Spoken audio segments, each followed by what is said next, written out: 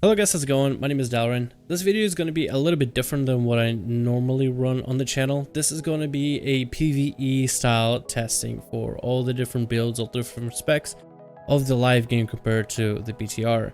What I'm trying to accomplish in this video is to test the damage in purely PvE perspective and see how it's all, I guess, percentaging itself out. And the reason I'm looking for percentages is so I can apply it back to PvP to see what are the changes. Did the class as an overall spec get buffed or nerfed? Because we're taking the class in spec and then we're applying the stat template on it. So to take a look at PvP, we have to first look in PvE. How do these classes and specs fare all on their own? On the live servers, the Outlaw current PvE IC Veins guide for single target is doing a lot more damage than the PTR version. And I can understand it. With Outlaw Rogues being a spec that has highs and lows, I decided to keep rolling my buffs and doing it multiple times in order to match up my damage and match up the numbers as best as I could.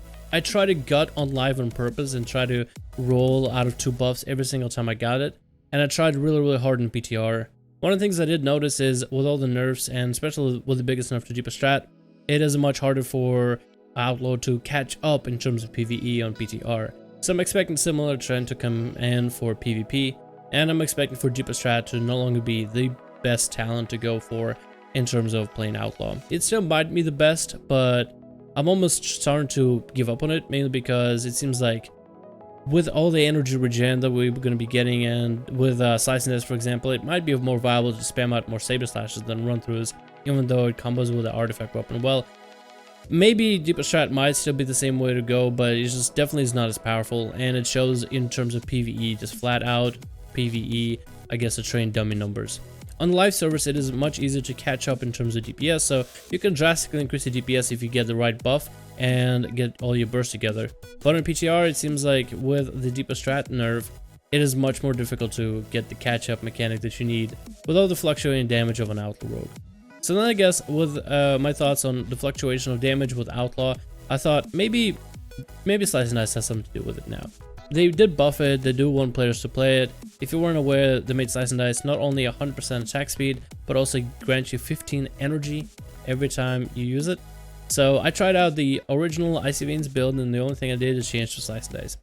From a PvE perspective, the playstyle becomes very dull, as you're basically spamming a lot of saber slashes, and in some cases you're just spamming saber slashes even though you get a proc of pistol shot, and saber slashes into run throughs. That's all you do. Your playstyle is no longer dynamic, it is no longer varied, it is very static, it is very same. It is kind of boring in a way, but it does produce numbers. So I was kind of surprised by that. I was thinking the 50% energy regen from Slice and Dice wasn't going to be that good, but it ends up being pretty damn good, especially comboed together with Alacrity. And I tried it a bit for PvP, and I'll make a whole separate video talking about how this functions in PvP, if it works any good, if I like it at all, and just what are you giving up in terms of, like, if you're going with Slice and Dice, or is it worth giving up Mark for Death and everything. But from PvE perspective, you are dealing a little bit more damage because you have a little bit more consistency. I guess the 50% energy regen that combos really well with your cooldowns and allows you to sustain damage, especially when running with deepest strat. I don't really know how this is going to play out in PvP in the future. I do want to emphasize this. I am not sure how this is going to play out in PvP. I don't know if Assassination will be the best option. I did play with it, but I don't think I was really all that impressed with it. I think it's okay of a build, but I don't really know. I feel like Outlaw kind of got gutted for PvP in terms of just like what felt kind of right, kind of good, and now it's just like it's so awkward, so it's having to relearn it. So it's never fun just to sit around and just having to relearn a puzzle that you thought you solved a while ago, and just having to relearn and find new ways of doing what you're doing, and everything's kind of up in the air, so all you can really do is just guess and check. For PvE, I feel like a lot of rogues are going to end up going Slice and Dice build.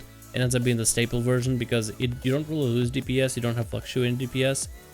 You have a lot of highs, but then you have steady damage, so you don't have highs and lows. So I guess people will be happy without the energy. But it kind of does suck because it takes out the whole roll the bones mechanic, which defines the spec and defines the dynamic playstyle changes. I don't really know how to feel about it. Next we have Assassination, which we have on live servers, and Assassination is another spec that I've been playing, whether it's just for fun for PvP or mostly for raiding PvE. And currently live servers Exsanguinate build, which is super freaking good, super fun, really fast paced build. It is so useful, and it kind of get gutted on PTR. What is cool about Exang and just the whole bleeds mechanic is it was just so, I guess quick is the best way to put it. It was so quick because you had to manage all those bleeds, manage all those dots, make sure to stack up the bleed for Rupture to be super long, and then speed it up with Xang, and when you get procs and everything, it's just very, very exciting, and forces you to kind of stay in the game compared to like Agonizing Poison, for example. For PvP, I was able to test around some of these Exsanguinate changes and a little bit of Assass, so there is some slight hope for Assassination in my opinion. In terms of damage, I actually think I have a little bit better outlook for Assassination for PvP.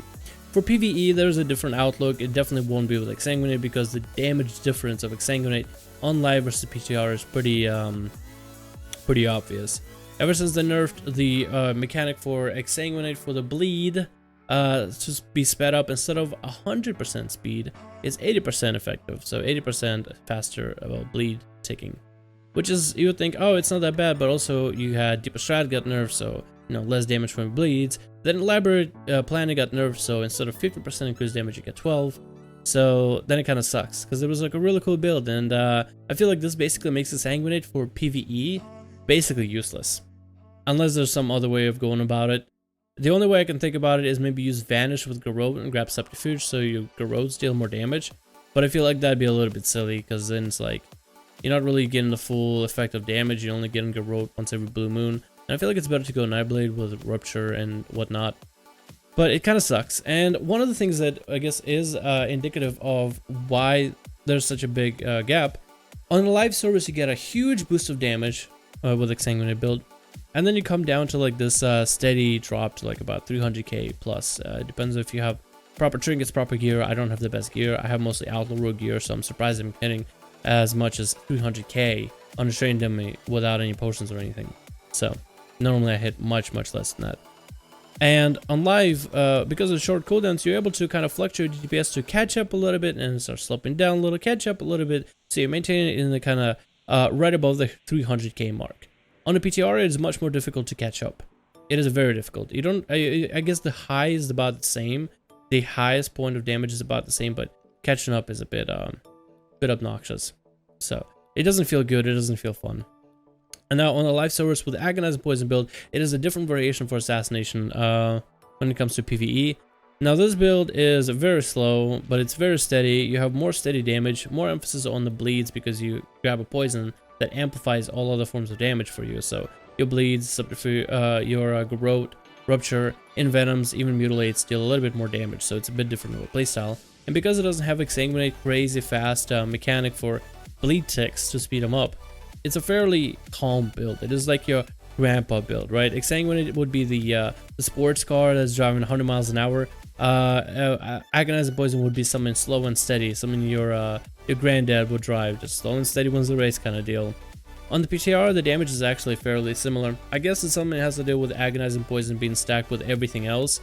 But basically, it kind of, I feel like it almost keeps away the damage nerfs, because you have 12% damage increase, you have the 5% from finishers for Deeper Strat, but then you got Agonizing on top of it, and you got a Rupture buff as well. So then it kind of like is a happy medium that balances things out, but it kind of pigeonholes Assassination to play this build. I'm honestly won't be surprised if Assassination would be forced for PvE to play Agonizing with everything that I'm running right now. Because I'm seeing similar trend to Outlaw. They're basically being pigeonholed to playing Slice and Dice. Because I feel like Blizzard hasn't even taken a look at Roll the Bones. I don't think they've said anything about Roll the Bones. I don't know if they will change anything about Roll the Bones.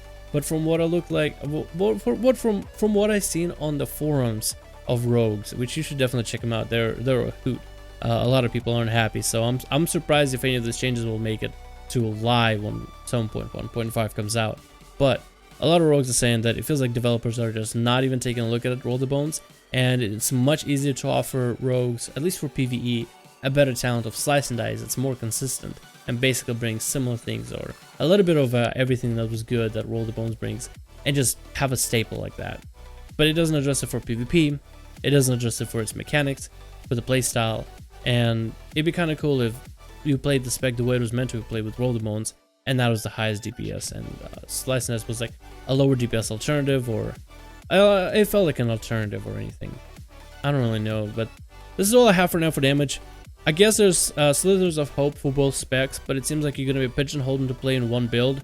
I am going to do a few series of videos where I talk a little bit about the PvP style or PvP side of the game for Assass and Outlaw, and maybe a little bit of subtlety, but I don't really know how well that'll work because I don't have a fully built up weapon on the other rogue, but I'll try to do my best.